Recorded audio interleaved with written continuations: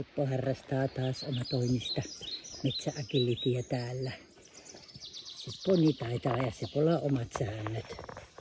Hän on itsensä tuomari ja kilpailija ja näin. Niin. Aina tulee täydet 10 pistettä ja luokkavoitto. Ja valio, arvo. Kyllä. Seppo mietti hetken ja sitten, että minkälaisen tempun tässä voisi tehdä. Niin Seppo päätyi sitten tällaiseen. Ja minusta tämä on aika tyylipuhdas. Seponkin mielestä tämä on. Mutta tämä on kuitenkin aika perus. Mutta voittajaluokan liike kuitenkin, ettei ihan alokkaille ole tämä temppu. Koira voi lisätä temppuun vaikeuskerrointa. Näin. Tuommoisella puulla. Ja sitten se voi pilkistää sieltä puun takaa. Noin. Tässä Seppo keksii nytten aika vaikeaa. Nyt tämä on ihan kyllä voittajaluokan liike ja tämä on, katsokaapa nyt tarkkaan. Näin tekee. Joo, lajista valioitunut koira näytösluonteisesti. Katsokaa nyt, siellähän on.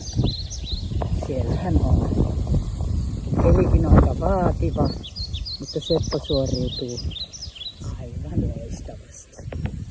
Hän on kuvauksellinen, hän ei reagoi mitenkään, kun mä tässä höpötän. Hän tekee vaan asiansa. Täyden 10 suoritus.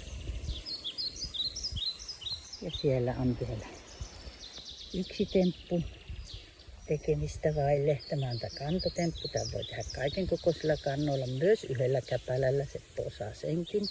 Tämä on aika kapea kanto tämä, mutta hienosti siinä Seppo on.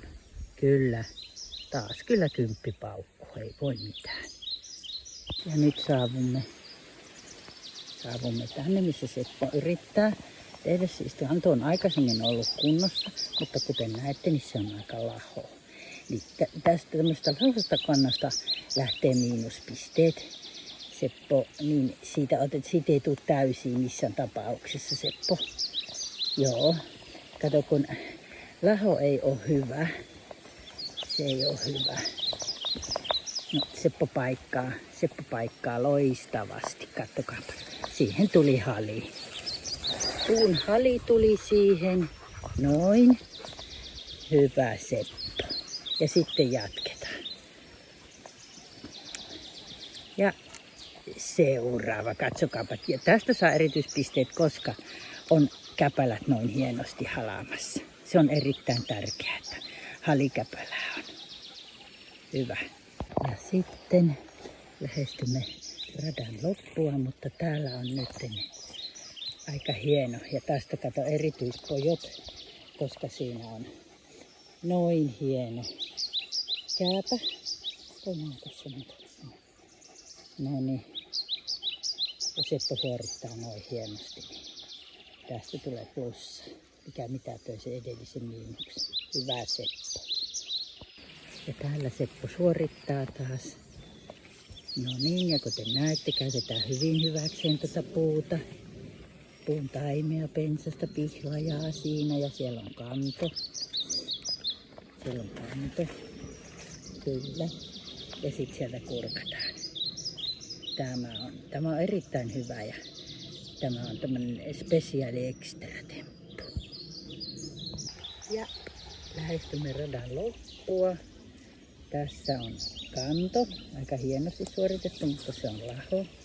Mä luulen, että hän seuraavaksi suorittaa. Joo, kyllä. Mitä sieltä tulee? Okei. Hän yhdistää siinä tämmöisen puskakurkistuksen. Ja lisäksi noin, oho, ja nyt kato, runko. Ja mitä tapahtuu seuraavaksi? Hyvä Seppo. Siinä on puu. Seppo ei halua siihen tehdä halipuuta. Ei varmaankaan, ei Seppo tee. Seppo jatkaa suoritusta. Seppo halusi suorittaa hän viimeiseen. Kyllä, koska siinä on näin hieno koivu, joka ansaitsee aina aina hyvän hallin. Hieno Seppo.